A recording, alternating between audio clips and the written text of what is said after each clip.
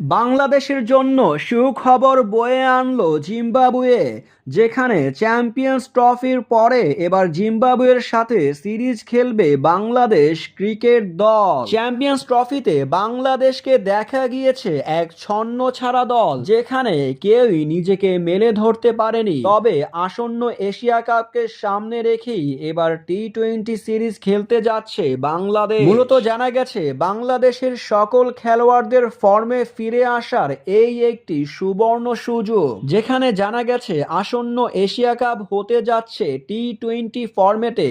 তাই তো এবার সব সিরিজই হবে বাংলাদেশের টি-20 স্টাইলে। বাংলাদেশের খেলোয়াড়রা যেন খেলাই ভুলে গেছে। চ্যাম্পিয়ন্স ট্রফিতে কোনো ম্যাচই তারা জিততে পারেনি। দুটি ম্যাচ খেলেছে, দুটি ম্যাচেই তারা হেরেছে খুবই বাজেভাবে। যেখানে তাদের বোলিং দুর্দান্ত হলেও ব্যাটিংয়ে তারা হাল ধরতে পারেননি কেউই।